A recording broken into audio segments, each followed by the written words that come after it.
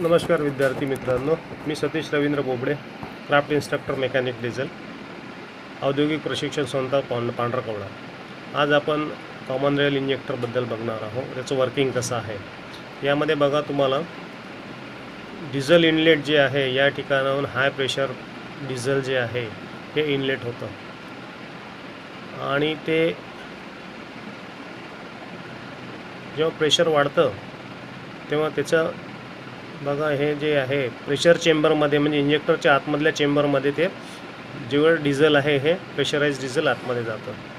त्यानंतर या ठिकाणी एक सोलोनाइट दिलेला आहे, हा ECM मार्फत त्याला एनर्जाइज केला जातो आणि ECM एनर्जाइज झाल्यानंतर यामधला जो प्लंजर आहे तो प्लंजर पुल केला जातो। प्लंजर पुल केल्यामुळं इंजेक्टरमधला जे प्लंजर आहे पुल केल्यामुळं इंजेक्टरमधलं जे निडल आहे, मेन जे निडल असतं ज्यामध्ये त्याच्या आजूबाजूला पूर्ण डिझेल असतं, ते प्रेशरमुळं, गॅलरीच्या प्रेशरमुळं मागे ओढलं जातं।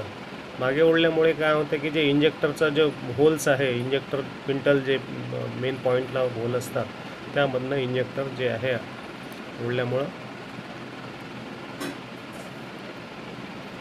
डिझेलचा स्प्रे आहे हा कंबशन चेंबरमध्ये दिला जातो। ज्यावेळेस आपण इंजेक्टरचं करंट बंद करतो त्यावेळेस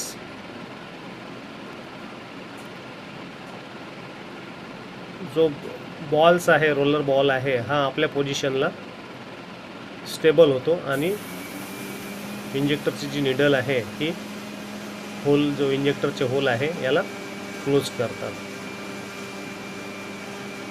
आणि इंजेक्टरचा स्प्रे हा बंद होतो। यामध्ये एक जे काही डिझेल एक्सेस प्रेशर असेल किंवा काही असेल तर ते तुम्हाला यामार्फत बाहेर निघतं। आता यामध्ये कशा प्रकारचे प्रॉब्लेम्स येतात, कॉमन काय फेल्युअर असतात हे यामध्ये दाखवलेले आहे। यामध्ये बघा, ज्या ठिकाणी कॉमन फेल्युअर आहे हे ज्या ठिकाणी आपण इंजेक्टरला सोलोनाइट आहे, सोलोनाइटच्या ठिकाणी हाय प्रेशर बॉल जो आहे तो इरोडेट झाला असेल तर त्यामुळं तो मूवमेंट होत नाही। अशा वेळेस इंजेक्टर वर्क नाही करणार किंवा निडल मागे पुढे होणार नाही, हा एक प्रॉब्लेम्स असतो।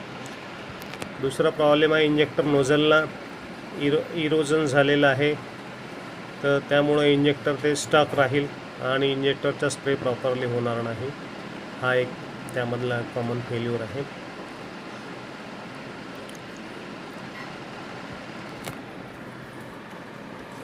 तिसरा जो प्रॉब्लेम आहे, जो आपण